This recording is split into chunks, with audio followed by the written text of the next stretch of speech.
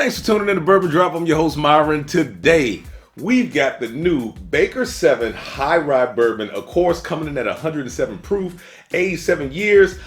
You guys know me and my relationship with Baker, so I'm not going to say too much more. Let's get it. Bottle drop, bottle drop, bottle drop.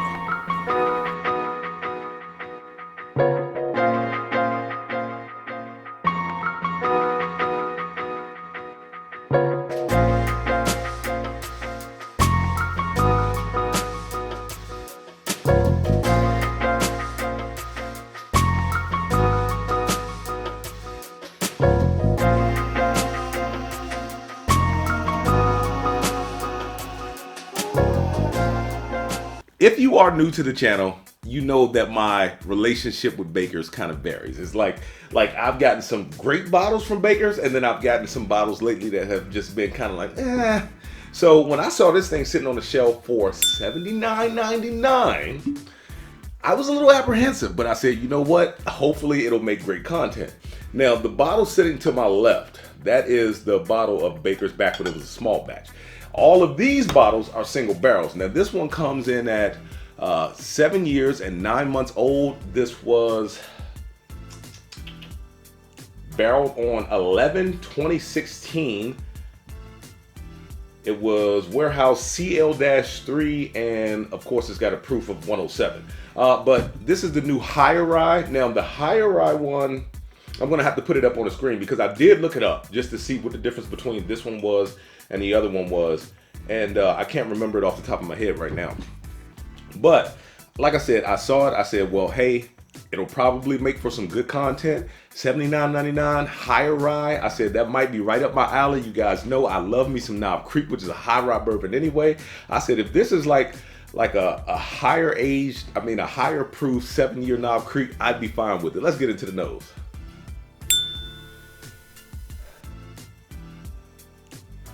So the nose is kind of, I pick up oak and just like fresh air. It's kind of weird. That's pretty much all I'm picking up on the nose. All right, let's get into the palate. We'll get back into the nose after I come out of the palate, and we'll see what happens. Let's get into the palate.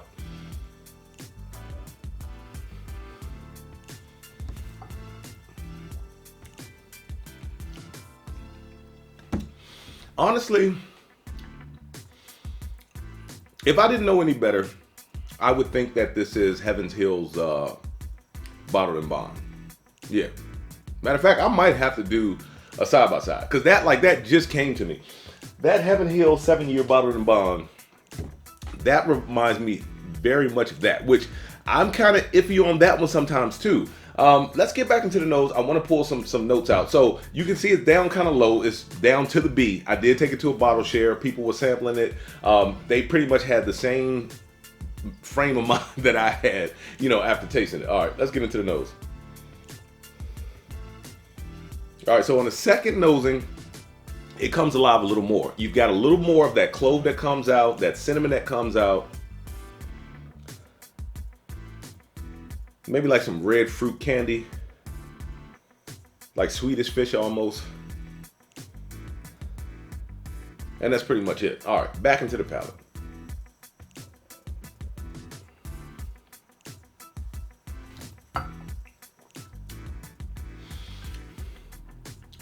It's got a medium mouthfeel. It's not thin, but it's not viscous. It's not velvety and viscous. It's actually a little more fruit forward than I remember it being. Because when I first got it home and I first cracked it, I was like, okay, got it down to the shoulder a little bit, and I wasn't that impressed. It was very bland. It came across with really no notes. Now I'm getting more fruits, a little bit of brown sugar on the mid, but more fruits up front. Then it finishes with a leather, slight bit of char, and that's pretty much it. Since it's opened up, it's become decent. Put it that way. It's become decent. Let me get back into the palate one more time.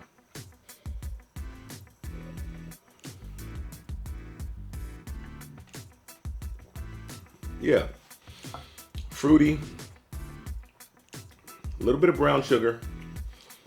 leather, a little bit of char. That's pretty much it.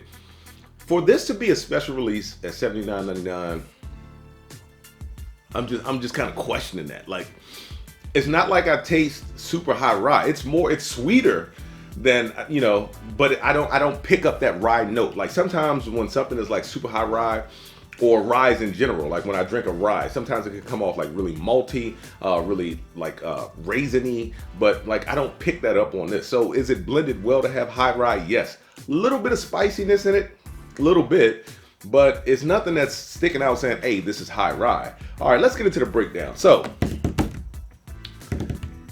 it's a special release, so we're gonna have to go over, is it worth the chase? I'm gonna have to say no. I struggle with these 107s. These were far better. If they went back to this, oh my gosh, I would keep a 107 on, because after my last couple of just regular 107s, I stopped buying them. I did. I was like, I am not buying another one, because one, the price, and sometimes even when they're on sale, I'm like, oh, maybe I'll get that one. Maybe that'll be a good one.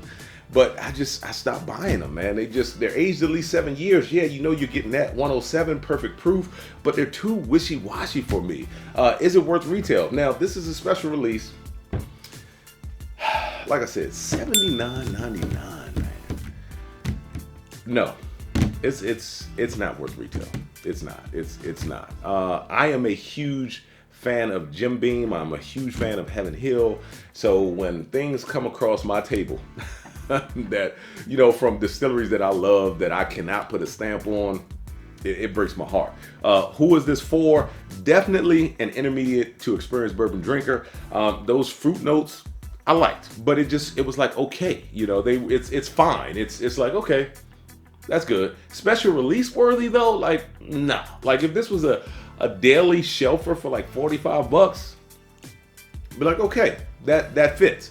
But special release, no. Will it always be on the bar? When it's gone, it's gone. Like I said, it's fine. It's fine enough for me to sip on. It is not a drain pour by any means, but it's nothing sticking out that's special. Like it's not rich, it's not dark, it doesn't have those brown sugar, like super heavy brown sugar note. It doesn't have like that super dark richness, that savoriness. It's like fine. You know, fruits, it's got heavy on the fruits, a little bit of brown sugar, leather, and a little bit of char. It's just, for this to be a high-rise special release, it's very middle of the road. And with that being said, let the whiskey flow. Never run out, let's get it to a drop. Till next time.